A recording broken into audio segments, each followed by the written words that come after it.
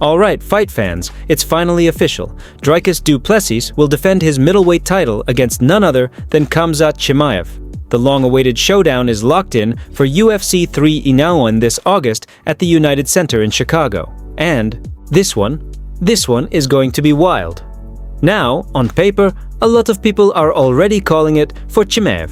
Undefeated, dominant, terrifying pressure, the guy's reputation speaks for itself. But here's the thing. You can't count du Plessis out, not for a second, and that's what we're diving into today.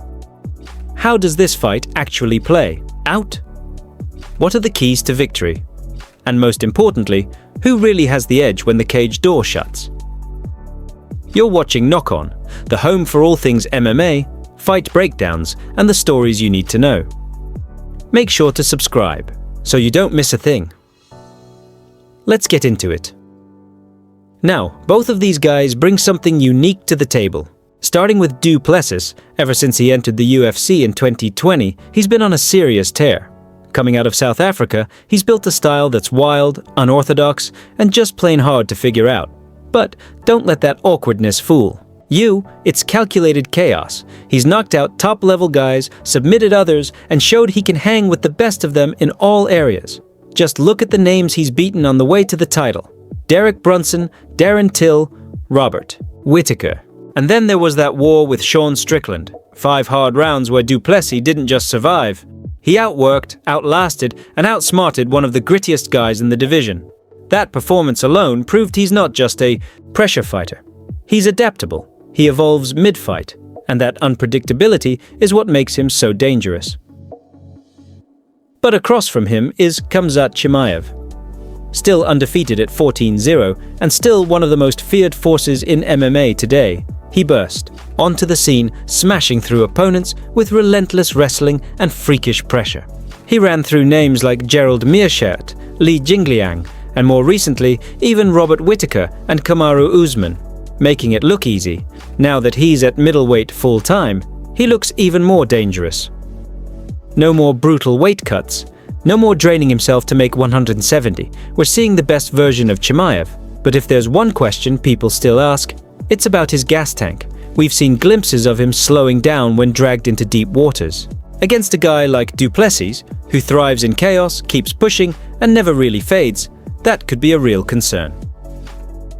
So, let's talk game plans. What does each fighter need to do to walk away with the belt? Let's start with du Plessis. Dricus wins ugly. That's the truth. He doesn't rely on textbook technique. He thrives in wild, scrappy exchanges where clean strikers fall apart.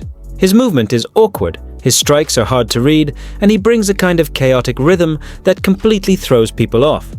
Go ask Robert Whittaker. That fight was supposed to be a chess match, and du Plessis just bulldozed him. His key to victory: survive the early storm.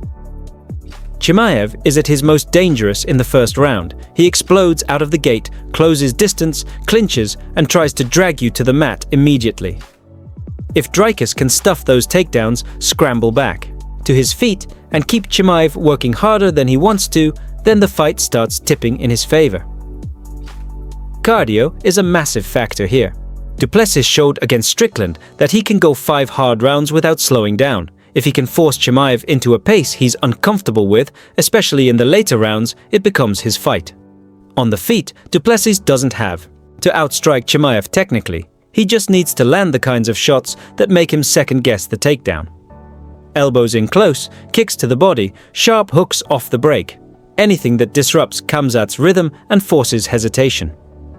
If this fight reaches the 3rd or 4th round and Dricus is still standing, still pressuring, still making it ugly, that's where he shines. That's where things get interesting. Now, for Chimaev, the path is more straightforward, and that's not a bad thing. His whole game is about suffocating pressure and total control. From the second that cage closes, he wants to close the distance, drag du Plessis to the ground, and just maul him.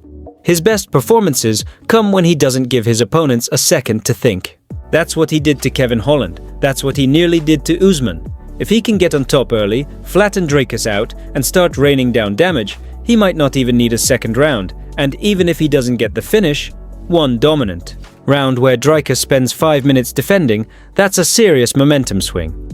But don't sleep on his striking either. Chimaev's hands have come a long way. Against Usman and Gilbert Burns, we saw him start to develop a more composed, measured striking game. He's not just winging wild hooks anymore, he's picking his shots, using feints, managing distance. And with Du Plessis not exactly known for elite striking defense, that could be a real factor. If Chimaev can land something clean early, a right hand over the top or a hard jab to back Du Plessis up, he can create openings for the takedown, and possibly even hurt him on the feet.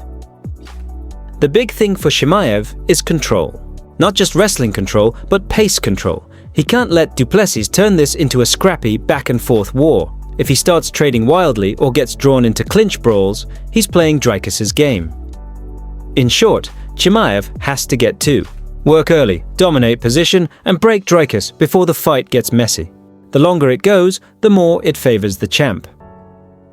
Now, prediction time. For me, this comes down to one thing. Can Chimaev finish Du Plessis early? Because if he can't, if Dricus weathers that early storm, then I think he pulls Chimaev into the deep end and starts to drown him. So I'm going with the upset. I'm backing Du Plessis. He's tough, relentless, and thrives in uncomfortable fights. And unless Chimaev puts him away quickly, I think Dricus takes over down the stretch. But, hey, I could be totally wrong. Chimaev might come out and ragdoll him in a minute flat. That's what makes this one so exciting. So now it's your turn. Drop your thoughts in the comments. Who do you think walks out with the belt at UFC 3 119? Du Plessis or Chimaev? If you enjoyed the video, drop a like, hit that subscribe button, and stay locked in right here on Knock On, your home for deep dive MMA content. Thanks for watching, and I'll catch you in the next one.